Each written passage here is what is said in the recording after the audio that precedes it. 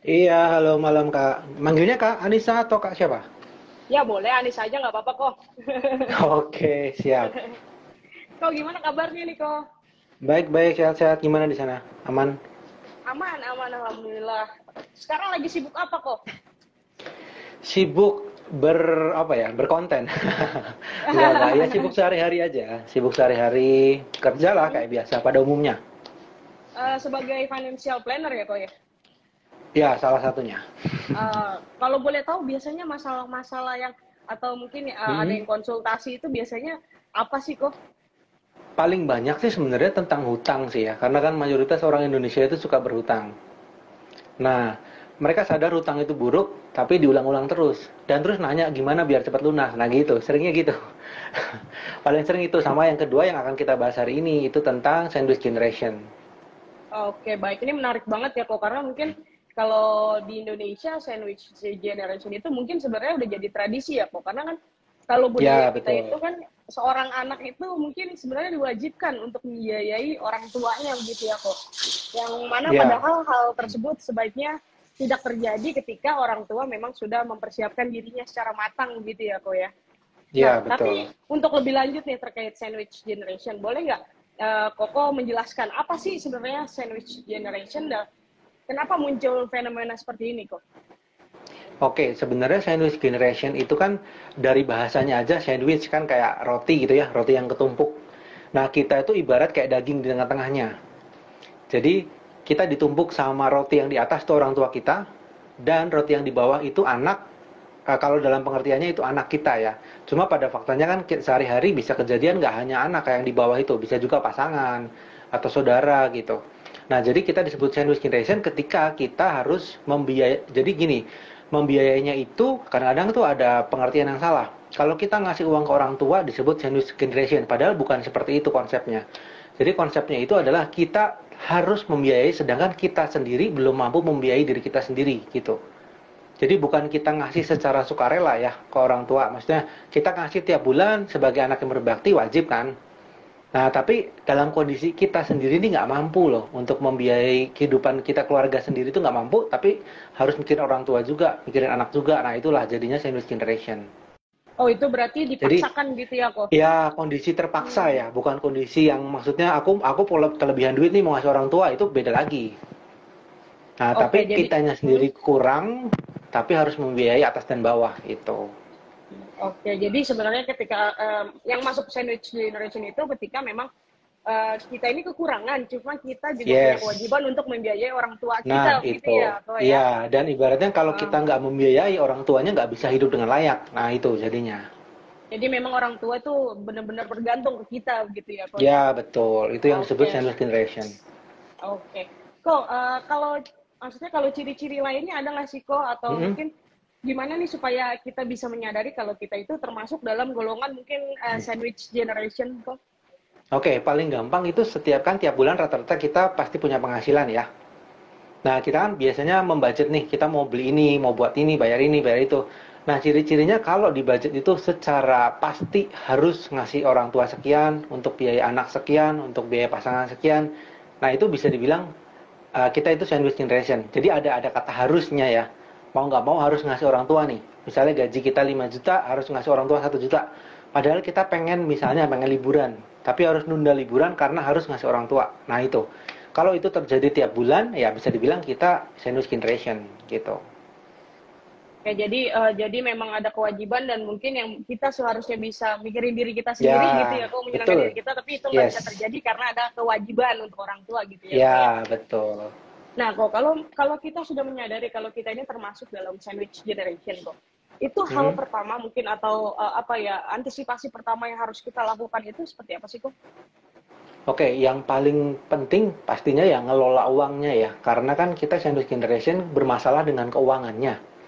Nah, jadi kita harus kelola itu dari tiap pemasukan kita tiap bulan. Ya, kita benar-benar harus disiplin.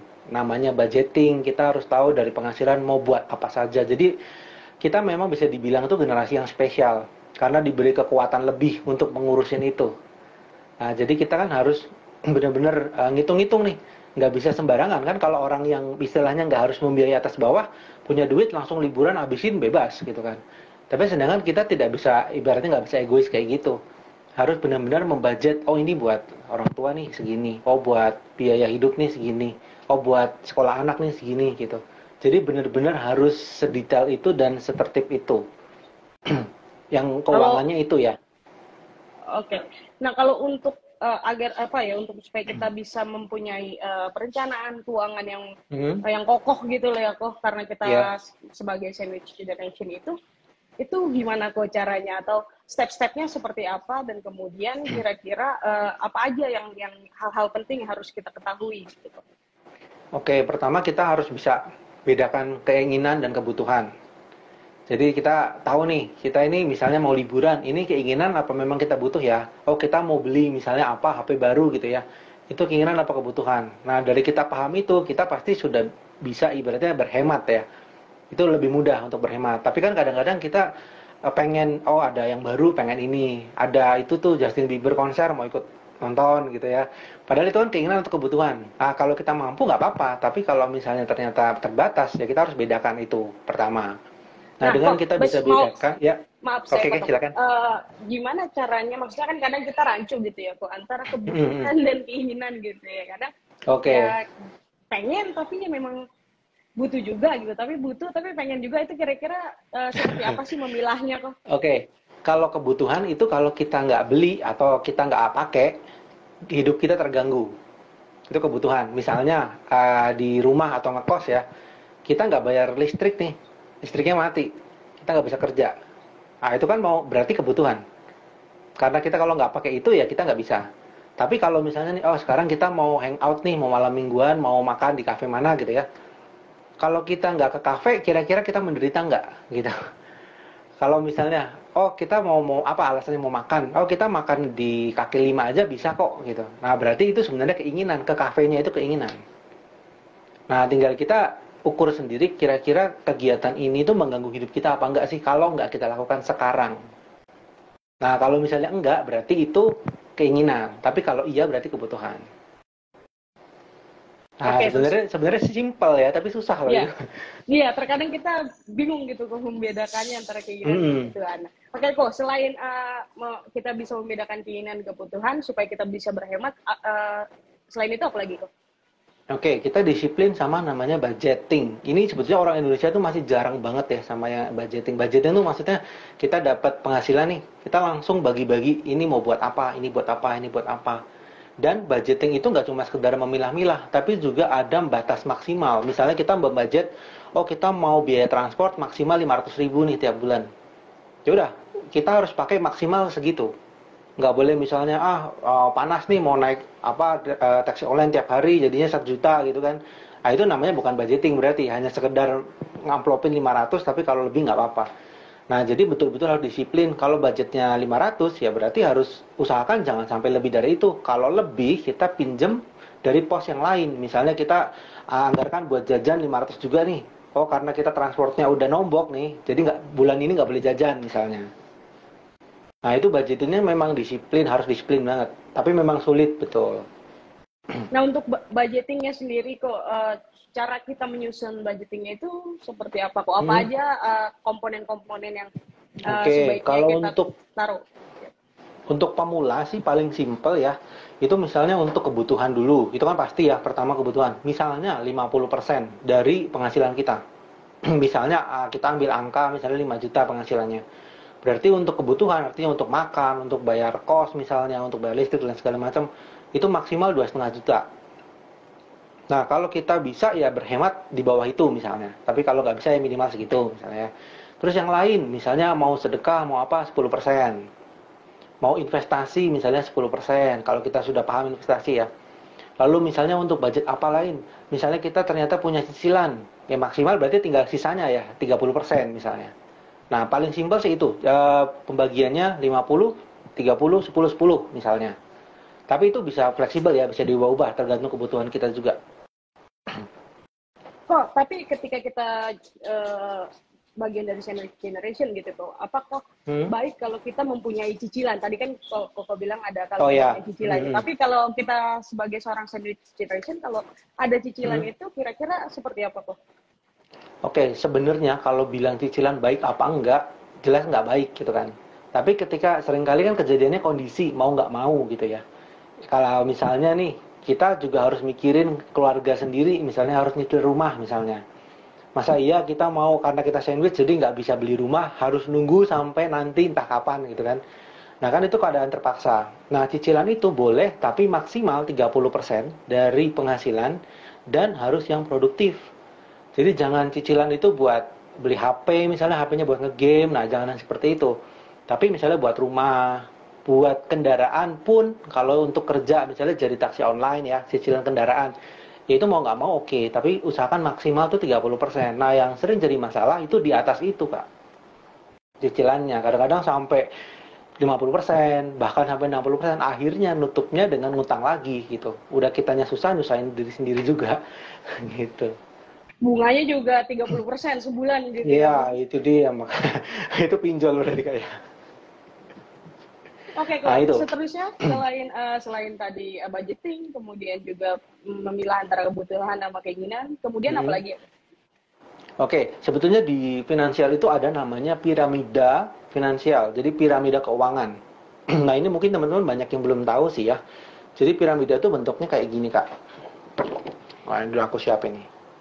Jadi intinya yang pertama itu namanya cash flow. Jadi fondasi ini begini ya. Ada yang dari paling dasar sampai yang paling atas. Nah, supaya bangunan kita kokoh, kita harus perkuat yang paling bawah ini.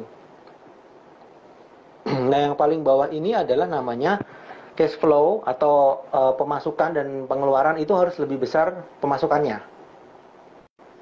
Oke, itu harus kita beresin dulu. Kalau itu kita masih nombok terus tiap bulan, jangan mikirin yang lain dulu, fokuskan ke situ dulu.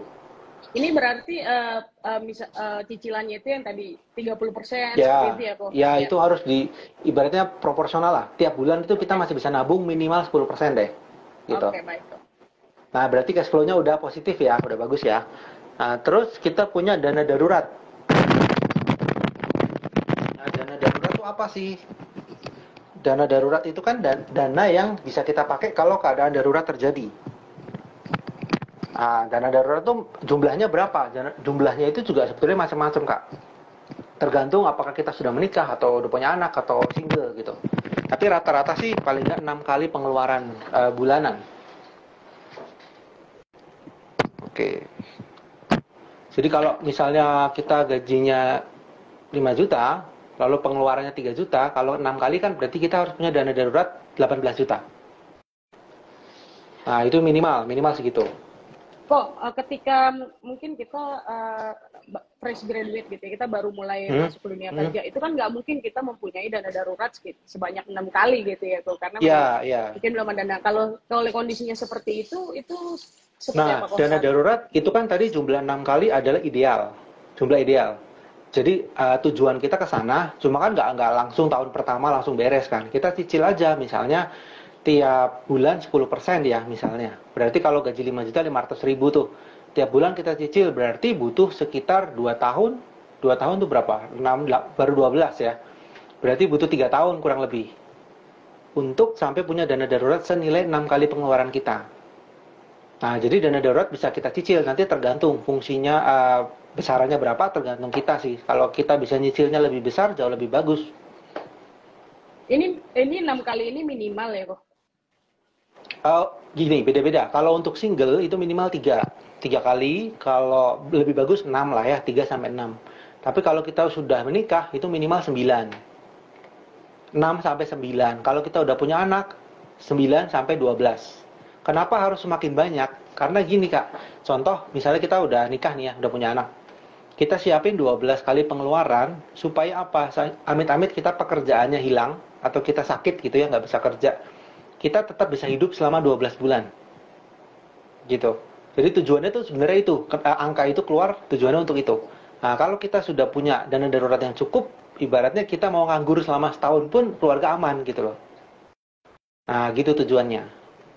Jadi makanya dana darurat juga harus dipersiapkan mulai dari single gitu ya, kok. Jadi ketika kita betul, sudah lebih berkeluarga, bagus gitu. Oke, siap. Silakan lanjutin, kok. Oke. Nah, setelah dana darurat beres, ini tadi ya ada kata-kata pinjaman di sini. Pinjaman itu cicilan tadi. Nah, jadi kita pondasi paling bawah cash flow harus positif, punya dana darurat, dan hutang kita udah beres. Di sini hutang artinya hutang yang konsumtif ya, atau produktif selain rumah. Kalau rumah kan jangka panjang. Nah, jadi hutang kayak mobil, motor gitu, usahakan kita beres dulu. Nah, setelah itu beres, baru kita naik ke level yang kedua. Level yang kedua, ini manajemen resiko. Manajemen resiko itu apa? Manajemen resiko itu untuk menghindari kita dari resiko yang mungkin terjadi. Ini resikonya resiko finansial ya. Misalnya kita sakit nih Kak, terus butuh uang untuk biaya masuk rumah sakit gitu ya. Butuh misalnya sekian banyak. Nah, kalau kita nggak punya manajemen resiko, kita tabungan bisa bablas semua. Dan darurat pun bisa hilang seketika gitu kan. Nah, manajemen resiko itu dibutuhkan ketika untuk menghalau kejadian buruk kayak gitu. Nah, manajemen risiko itu bisa misalnya kita minimal ya punya BPJS kalau pemerintah nih, program pemerintah. Atau kita bisa pakai asuransi swasta. Nah, itu juga kita bisa pilih-pilih sesuai kebutuhan kita. Misalnya asuransi kesehatan, apakah asuransi jiwa atau asuransi apa gitu. Ini untuk semua ya kok, berarti semua anggota keluarga yang kita tanggung gitu. Jadi harus mempunyai Nah, ini asuransi gitu. tergantung. Beda-beda, Kak. Fungsinya beda-beda. Jadi kalau misalnya nih posisi saya gitu ya, cowok, kepala keluarga, ada istri, ada anak misalnya gitu. Yang paling penting sayanya, karena kan saya yang cari uang. Istri minimal kesehatan doang, kesehatan, anak juga kesehatan. Kan ngapain istri beli asuransi jiwa misalnya. Kan ibaratnya gitu. Nah, yang penting justru yang cari uangnya. Cari uangnya lebih komplit. Kesehatan iya, jiwa iya gitu. Tapi yang anak nggak usah, ngapain kita asuransi jiwa gitu kan. Nah, gitu Berarti sih yang Kak. paling Jadi penting itu tergantung asuransi kasus. kesehatannya kok ya. Ya, kesehatan paling penting karena kan kita sangat berisiko untuk sakit ya, siapapun ya. Apalagi yang cari uang, yang istilahnya tulang punggungnya gitu. Itu yang penting sih. Nah, kalau manajemen resiko kita udah beres nih, kita baru naik lagi ke selanjutnya. Selanjutnya itu tujuan keuangan. Jadi kalau di sini tujuan keuangan ini udah level 3 ya. Tujuan keuangan itu maksudnya kita punya cita-cita apa sih? Misalnya mau beli rumah, atau kita mau liburan, atau kita mau punya apa, misalnya mau beli apa yang besar gitu kan nominalnya. Barulah kita lakukan setelah cicilan yang konsumtif tadi beres, cash flow-nya positif, asuransi atau BPJS ada gitu. Itu akan lebih tenang Kak. Soalnya banyak nih orang-orang kita yang lompat gitu. Jadi fondasinya bawahnya belum kuat, langsung investasi misalnya. Ya sebenarnya nggak buruk-buruk banget. Tapi ketika investasinya itu ternyata pas nggak bagus ya, misalnya kayak kemarin nih COVID, kan saham turun semua tuh. Nah, terus kita butuh duit ternyata, oh kita dipecat, ibaratnya PHK gitu ya, kita kena PHK, butuh duit, dana darurat nggak ada, satu-satunya jalan ya jual investasi kan. Nah itu karena fondasinya nggak kuat. Nah, berarti kalau kebanyakan orang-orang sekarang itu kan mungkin kalau dari ini ya kalau karena lagi ngetren gitu kan investasi nih. Jadi maunya langsung masuk padahal asuransi nggak punya, kemudian juga apa yang tadi piramid apa si cash flow-nya belum bagus, kemudian manajemen risikonya belum ada, itu juga nggak baik gitu ya kok berarti ya. Ya, ini kita bicara ideal Kak ya. Idealnya seperti itu, karena kan tadi kita ngomongin fondasi. Nah, kalau kita mau fondasinya yang benar-benar kokoh, ya lakukanlah seperti yang disarankan itu. Gitu. Karena misalnya pun kita, misalnya Kak Anissa juga konsultasi ke financial planner manapun, sarannya akan sama. Fondasinya harus kuat dulu, gitu. Nah, di tujuan keuangan ini kok, ini kita masukkan tujuan keuangannya ini di awal yang termasuk ketika kita budgeting atau seperti apa? Oke, tujuan keuangan itu boleh ya, misalnya tadi 10%, 20%, itu tulis di awal nggak masalah. Tapi kan tujuannya sebisa mungkin yang produktif ya. Misalnya tujuan keuangannya untuk punya rumah, untuk misalnya yang belum menikah ya untuk menikah gitu kan. Itu kan sah-sah aja lah tiap orang ya. Nah, kita bisa dilakukan barengan nih. Kita nggak harus kaku banget ya, yang tadi yang ada fondasi 1, 2, 3, nggak harus kita punya asuransi komplit dulu baru boleh nikah misalnya, nggak gitu juga. Ya kita boleh bagi-bagi, misalnya tiap bulan dari budgeting yang tadi ya. Oh kita punya tujuan mau nikah, sisihkan 10% tiap bulan. Oh, tapi di saat yang sama kita juga tabung dana darurat 10% tiap bulan. Tapi juga di saat yang sama kita punya BPJS juga gitu. Nah jadi itu bisa, itu tergantung budgetingnya tadi. Jadi tergantung budgeting di awalnya lagi gitu ya, Coach. Cuman kalau Ya untuk betul. dimasukkan juga nggak apa-apa gitu ya. Ya boleh, cuma memang ketika yang fondasi satu dan 2 sudah aman, kita akan lebih leluasa untuk investasi gitu. Baik, baik. Oke kok. Kemudian selanjutnya apa lagi? Oke, tadi setelah tujuan keuangan tuh ya investasi ya. Nah, barulah kita ngomongin namanya dana pensiun. Dana pensiun. Nah, ini dia yang menjadi vitalnya di sandwich generation kan kita jadi sandwich generation karena orang tua nggak punya dana pensiun.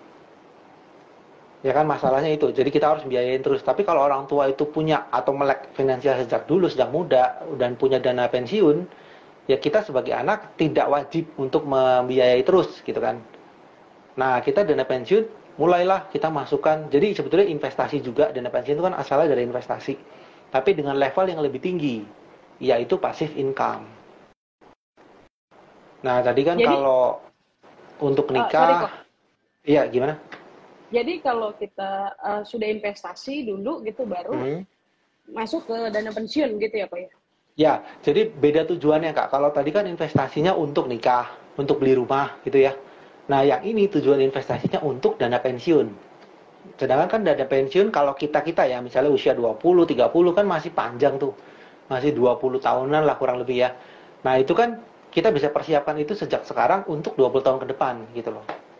Makanya tujuannya di atas tujuan keuangan karena kan pasti kita biasanya punya rumah dulu, nikah dulu baru pensiun kan. Ah, gitu, Pak. Nah, kalau dana pensiun ini kok sebaiknya kita mulai apa ya, mulai ikut dana pensiun itu di umur berapa Hmm. sih kok? Dan kemudian kalau maksimalnya itu ada nggak apa ketika di umur sudah 40 lebih baik, kalau udah lewat dari 40 nggak usah, atau mungkin dari umur 20 sudah baiknya untuk ikut dana pensiun gitu kok. Sebenarnya tergantung kebutuhan ya. Kalau maksimal ya sebenarnya nggak ada sih ya. Karena kan orang umpama dia baru bisa nabung umur 50, sisa 5 tahun lagi untuk pensiun ya udah bisanya segitu ya nggak apa-apa. Tapi kalau lebih cepat lebih baik pastinya. Karena kan kalau kita investasi untuk jangka panjang, nabungnya lebih lama, itu kan hasilnya nanti akan lebih besar di masa depan ya. Tapi kalau kita mepet nih umur 40 baru mulai, ya jaraknya kan pendek, hasilnya pun tidak akan sebesar kalau udah nabung 30 tahun misalnya gitu kan. Dan kemungkinan nominalnya juga besar ketika kita ada target yang Ya dicapai pasti. gitu ya kok. Yes, betul. Oke, Kalau kita oke. ada tujuan, kan lebih semangat tuh Kak pasti. Nah, tapi kalau nggak ada tujuan, biasanya uangnya habis terus karena nggak tahu mau buat apa kan. Betul. Jadi sebaiknya kalau emang kita sudah mau pensiunnya enak gitu ya, untuk memutus mungkin ya kok sandwich generation, Hmm. ya kita harus mulai dana pensiun ini ketika umur 20-an gitu ya kok ya. Boleh dari umur berapapun, dari secepat mungkin kita mampu sisihkan itu. Jadi nggak harus nunggu punya rumah dulu, nggak harus punya nikah dulu ya baru ngumpulin dana pensiun. Bisa kita masukin ke budgeting tadi, misalnya 5% gitu ya. Kita nabung 100.000 tiap bulan, tapi kalau 30 tahun kan jadi berapa? Banyak juga gitu. Oke kok. Kemudian setelah dana pensiun ada lagi kan kok? Ya, itu nanti tahap terakhir ya. Karena kan kalau kita udah pensiun, ibaratnya kita punya anak, kita punya keluarga, biasanya kan mewariskan. Ya, itu namanya distribusi kekayaan. Jadi kita mewariskan. Nah, biasanya kalau masalah warisan ini tadi kaitannya dengan manajemen resiko, Kak. Jadi kita punya asuransi jiwa. Nah, asuransi jiwa untuk apa? Misalnya kita meninggal, kita meninggalkan warisan. Kan kalau tadi kan dana pensiun untuk kita sendiri ya. Nah, sementara si warisan ini kan untuk keluarga kita yang kita tinggalkan. Nah, warisan ini bisa dalam bentuk asuransi jiwa, bisa dalam bentuk misalnya properti, bisnis, atau saham, itu juga kan bisa. Nah, jadi yang kita siapkan ini investasinya untuk generasi setelah kita. Oke, jadi ketika ada apa-apa juga, ketika mungkin kita masih jadi tulang punggung juga, itu bisa setidaknya menggantikan sesaat gitu ya kok Ya, ya. betul, betul, Oke, betul. oke. Jadi tadi ada 4 ya kok. 5. Oh 5 Ada ya, 5. sorry, Dari 5. yang fondasi 5. pertama, cash flow, dana darurat, pinjaman lunas tadi. Kedua, manajemen risiko. Ketiga, tujuan keuangan. Keempat, dana pensiun. Kelima, warisan tadi. Distribusi kekayaan namanya. Oke, jadi 5 itu sebaiknya yang dilakukan sama sandwich generation gitu ya, kok yang harus banget mungkin dilakukan gitu ya Ya, kok. kalau itu wajib banget sih untuk kita sandwich generation ya. Untuk yang bukan sandwich pun sebenarnya harus kalau mau aman nanti masa depan atau masa tuanya. Tapi kalau karena kita spesial ya harus justru mulainya dari awal dan sesegera mungkin sih. Biar tuanya aman, orang tuanya juga nanti aman. Kok kalau misalkan salah satu dari 5 hal tersebut ada yang nggak kita Mm, lakukan mungkin, atau dana pensiunnya kita nggak ikut, atau mungkin kita mm, memutuskan untuk mm, nggak investasi, itu kira-kira mm. impact-nya seperti apa sih kok? Ini kan dia tadi fondasi ya kak ya. Nah ibaratnya gini kak, kita punya meja nih. Kalau meja kakinya 4 ya, anggap aja 4 deh. Salah satunya patah, bisa berdiri nggak mejanya? Bisa kan? Tapi cuma 3, nggak seimbang. Pasti jadi gini mejanya. Nah kurang lebih gitu. Jadi kalau ditanya boleh atau enggak, ya selama kamu nyaman dengan kondisi begini ya silakan. Gitu sih kak kurang lebihnya. Tapi kalau mau posisinya yang antep gini enak ya, ya 4, 4 kaki. Ibaratnya kalau meja, kalau kita kan tadi 5. Ya, jadi baiknya mah lima-limanya dilakukan gitu ya Ya kok ya. betul. Ideal ya, kondisi paling idealnya 5 itu. Tapi itu dilakukan secara bertahap juga nggak apa-apa kan Ya ya kok ya? bertahap boleh, nggak apa-apa. Pelan-pelan aja. Yang penting kita udah punya tujuan yang jelas nih. Oh kita mau nabung buat ini, kita mau ini buat dana pensiun. Oh kita mau beli asuransi jiwa buat warisan misalnya. Nah dari kita paham dulu, ya udah pelan-pelan kumpulin aja semampu kita. Nggak harus jadi stres ya karena banyaknya sekali tugas gitu kan. Ya kita semampunya kita aja. Yang penting kita tahu buat ini gitu. Oke, siap. Oke kok, kemudian kok ketika kita menjadi seorang sandwich generation gitu kan, apakah ini akan terus melekat sama kita gitu, atau kita bisa melepas ini kok, Oke, melepas kalau tadi ya. kita pondasinya udah kuat ya, kita sudah punya tujuan yang jelas 1, 2, 3, 4 tadi, mudah-mudahan bisa lepas sesegera mungkin. Karena kan kita lepas tuh apa? Kalau kita penghasilannya sudah lumayan, ibaratnya untuk sehari-hari kita cukup, bisa ke orang tua juga karena kita punya investasi tadi. Ibaratnya kalau kita nanti butuh uang, sudah ada uangnya gitu kan. Nah kan kita tidak menjadi sandwich generation lagi karena kita sudah bisa membiayai diri kita secara leluasa, membiayai orang tua secara leluasa, membiayai anak juga secara leluasa gitu. Nah, investasi kan tadi juga termasuk ada dana pendidikan anak misalnya. Misalnya anak kita sekarang masih usia balita gitu ya, mau usia nanti masuk SD kan kita harus pikirkan biaya biaya masuk SD-nya, biaya sehari-hari gitu kan. Nanti masuk SMP, masuk SMA, masuk kuliah, itu kan butuh uang semua tuh. Nah, kalau kita sudah siapkan sejak dini, ya udah santai, nantinya nggak pusing lagi. Kalau tadi kita di awal bahas sandwich generation itu kalau kita pusing ya, terpaksa. Nah, tapi ketika kita udah merencanakan, kita sudah semuanya jalan baik, ya udah lepas status dan sandwich generation-nya. Oke, jadi kalau semua sudah berjalan dengan lancar gitu ya kok ya, mungkin Yes. semua sudah mapan lah gitu ya, kita sudah mapan, Ya, jadi kita sudah lepas lah gitu ya, kita sudah mencapai kebebasan finansial mungkin gitu ya kok ya. ya betul. Oke kok. Nah kok kalau tadi kan ngomongin tentang asuransi pendidikan anak gitu ya kok. Hmm, hmm. Itu mesti asuransi kah, atau kita bisa Oh misalkan enggak, mungkin enggak. ada beberapa juga yang mungkin lebih memilih reksadana, produk reksadana Ya, yang tidak. nantinya akan dibuat untuk pendidikan. Itu hanya pilihan ya, hanya pilihan. Kenapa sih pilihannya salah satunya asuransi pendidikan? Karena di situ kan ada unsur asuransi jiwa. Yang artinya kalau orang kan yang bayar orang tua ya. Nah nanti ketika di tengah jalan nih si anaknya belum sampai usia kuliah, amit-amit orang tuanya harus meninggal duluan gitu, kan ada asuransi jiwa yang mengcover. Nah itulah kenapa salah satunya sarannya asuransi pendidikan. Tapi kalau mau nabung secara manual hanya reksadana aja, nggak ada salahnya juga. Cuma bedanya tidak ada asuransi jiwa atau nggak ada dana jiwanya lah istilahnya yang cair. Gitu. Cuma ya tergantung kemampuan juga karena asuransi kan nggak murah juga kak.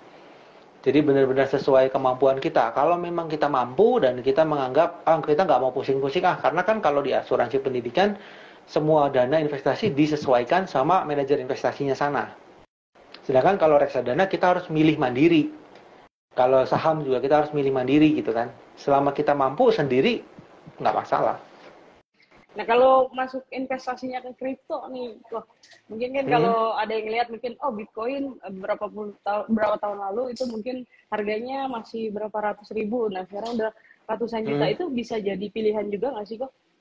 Itu salah satu diversifikasi ya kayak istilahnya pembagian investasi ya. Kan ada banyak, ada saham, ada kripto, properti, emas dan segala macam. Silahkan masuklah kalau kamu ngerti. Gitu. Jadi aku nggak bilang kalau kripto itu pasti bagus atau pasti jelek gitu ya. Kalau dianya paham, ya silahkan aja gitu. Kan ada juga orang yang kaya dari kripto, ada orang yang kaya dari properti, ada orang kaya dari saham gitu kan. Kembali ke masing-masing sih Kak. Ya saya sendiri dibagi-bagi. Jadi saham ada, kripto ada, kayak gitu. Reksadana ada, ya sesuaikan aja. Jadi apapun produknya, yang penting kita paham dan apa ya, mengetahui lah gitu ya kok ya, Iya terkait dengan betul, produk investasi karena tersebut. produk investasi kan ibaratnya kendaraan ya Kak ya. Kan Ya. tujuannya untuk dana pendidikan anak nih. 10 tahun lagi. Kita mau pakai kendaraan apa? Mau pakai reksadana kah yang cenderung lambat dan aman? Atau mau pakai kripto kah yang cenderung cepat tapi berisiko tinggi misalnya? Nah itu kembali ke kita juga, ke profil risiko kita juga. Oke, itu gue kembali ke masing-masing yang aku mau Ya, nyamannya investasi kemana begitu ya. Oke kok, ini ada pertanyaan, oke. tapi mungkin tadi Koko sudah menjelaskan ya, tapi boleh diulang mungkin kok, mungkin Boleh, nggak teman-teman apa-apa. ini terkait dengan asuransi kesehatan. Mm-mm. Itu apakah perlu kok seperti BPJS atau asuransi lainnya untuk senior citizen? Oke, kalau bicara perlu nggak perlu, itu kan untuk pelindung ya, ibaratnya kita punya tameng gitu. Kalau kita sakit, jangan sampai kita mengorbankan tabungan yang selama ini sudah kita capek-capek kumpulin gitu. Kalau dana kita terbatas ya minimal BPJS. Karena kan BPJS posisi sekarang kalau nggak salah 150.000 kayak iurannya ya, kalau yang kelas 1 ya. Nah kalau kita sekeluarga orang 4 berarti 600.000. Nah sementara ya kita tahu lah dengan BPJS dengan segala macam mungkin keterbatasan atau kelebihannya gitu ya. Kalau kita ke asuransi kesehatan yang swasta ya, itu kan satu orang, kalau yang asuransi murni mungkin satu orang bisa 500.000. Kalau yang unit link bisa 1 juta 1 bulan. Kalau 4 orang ya sudah 4 juta gitu. Jadi sebenarnya kalau fasilitas pastilah lebih bagus yang swasta kalau kita ikutnya yang misalnya sesuai tagihan, kan ada tuh asuransi yang sesuai tagihan ya. Tapi ya pasti biayanya mahal gitu. Jadi kembali ke kemampuan aja sih Kak. Sebenarnya jangan kita bilang oh si asuransi kesehatan paling bagus nih. Jadi kamu harus pakai itu. Kalau kita nggak mampu gimana? Ntar malah dicairin butuh duit kan? Gitu. Tapi Jadi iya betul. Tapi perlu perlu memiliki asuransi kesehatan ya, kok intinya seperti itu ya. idealnya begitu. Minimal BPJS lah Kak. Minimal banget gitu. Kalau nggak ada sama sekali kan kita nggak punya proteksi sama sekali. Oke, nah kok tadi menyinggung soal soal unit link nih, ketika kita sebagai Hmm, seorang sandwich generation, kemudian belakangan ini kan marak kasus unit hmm, link yang gagal bayar begitu kok. Nah itu kira-kira kalau oke. itu kejadiannya menimpa kita itu apa ya, langkah-langkah apa yang harus kita lakukan gitu? Oke, gagal bayar itu kan salah satu resiko investasi namanya Kak. Jadi dibilang bisa terjadi nggak bisa. Terus bagaimana? Salah satu caranya diversifikasi tadi. Kita jangan masukin seluruh harta kita ke unit link. Kan unit link ada investasinya ya. Tapi jangan misalnya kita sisa gajinya 1 juta nih tiap bulan kita beli asuransi 1 juta. Itu kan terlalu beresiko karena hanya satu doang. Ya kita bagi-bagilah. Kita investasi ada, unit link ada misalnya. Tapi kalau kita ngerti asuransi harusnya nggak usah. Kalau kita ngerti investasi harusnya nggak akan ngambil unit link. Karena kan unit link akhirnya kembali ke investasi juga, ke reksadana atau ke saham ya. Tapi kalau yang nggak ngerti ya memang unit link bisa dipakai. Cuma gini Kak, yang terjadi kemarin-kemarin gagal bayar itu kan bukan gagal bayar sih sebenarnya. Nilai investasinya rendah dibanding nominal yang kita bayarkan. Nah itu kejadiannya kenapa? Karena di asuransi unit link ada biaya-biaya yang ada di belakang itu. Biaya akuisisi, ada biaya manajer investasi, belum kalau hasil investasinya turun misalnya. Nah itu yang seringkali nggak dijelasin sama agen sih Kak. Jadi kan kalau asuransi harus pakai agen ya. Nah itu yang tidak dijelaskan sama agen, si agen bilang bahwa ini tabungan yang pasti kembali 10 tahun. Faktanya kan nggak begitu. Oke, jadi kalau kalaupun kita mau punya unit link, yang penting kita ada diversifikasi produk investasi lainnya Ya begitu ya betul, kok. betul. Oke, Oh siap iya nih Kak, kok. sorry. Satu lagi, Ya, biar nggak, maaf ya, biar nggak salah persepsi ya. Investasi kita di unit link itu bukan investasi yang sifatnya bisa kita nikmati atau kita ambil. Itu salah besar kayak gitu. tapi investasi untuk membiayai biaya asuransi yang ada setiap bulan. Nah, kalau di unit link kita misalnya bayar selama 20 tahun misalnya. Sedangkan kita dilindungi selama 90 tahun misalnya. Nah, kan ada sisa waktu.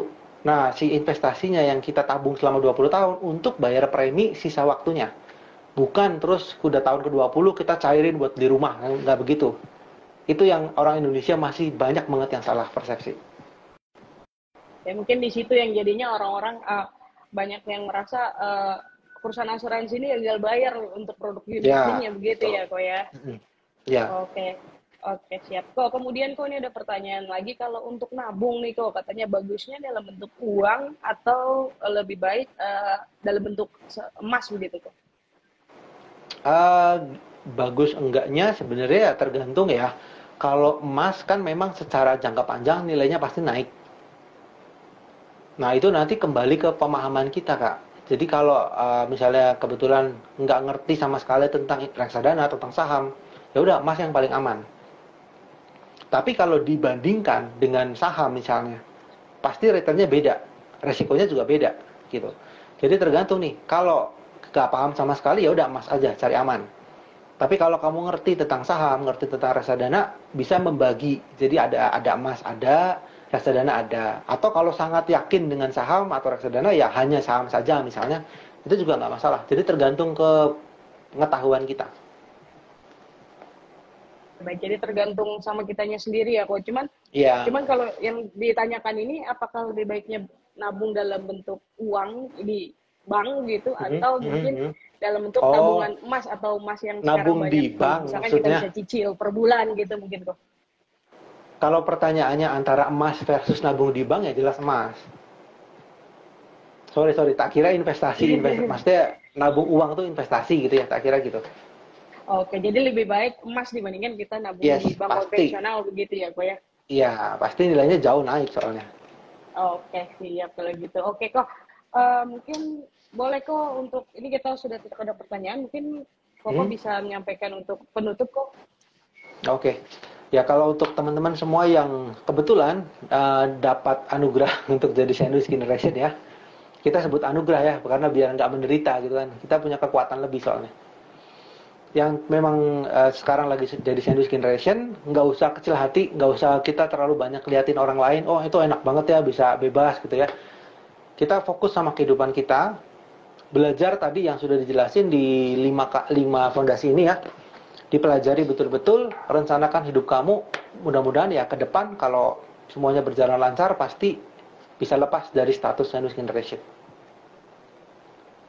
Oke, jadi jangan selalu melihat rumput tetangga begitu ya kok ya? Yes, betul. Oke kok, kemudian kalau teman-teman mungkin mau sharing sama Koko atau meminta insight dari Koko, itu kira-kira bisa kemana kok? Langsung DM aja. DM ke akun Instagram DM ke Koko Instagram Keuangan. gitu ya kok? Iya, boleh. Langsung ya, kalau mau kenalan dulu boleh. Halo Kak, saya Anissa gitu ya. Saya punya gini-gini nih. Silahkan, nggak apa-apa. Gratis kok. Tapi pertanyaannya jangan pertanyaan ada YouTube ya kok? YouTube ada, TikTok ada, namanya sama semua. Koko Keuangan. Oke, tapi pertanyaannya kenapa tuh kok? Jangannya apa kok? Oh iya, banyak yang tanya gini, kok investasi apa yang bagus? Nah, saya nggak akan pernah jawab investasi A, tapi saya akan jawab investasi yang kamu ngerti, gitu. Jadi yang pertanyaan pertanyaan yang mau cepet kaya, akan saya balik lagi jawabannya. Mungkin yang paling bagus itu investasi leher ke atas dulu begitu ya kok ya? Ya, betul. Yang paling ngerti udah pokoknya. Baik, Koko, terima kasih nih sudah meluangkan waktunya bersama Warta Ekonomi pada malam hari ini. Semoga sukses terus kok, dan semoga thank you Kak Anissa. bisa lebih baik ke depannya begitu ya kok, setelah mendengar pasti bisa masukan dari Koko gitu kok. Oke, terima kasih kok, terima kasih. Ya, makasih banyak. Selamat malam.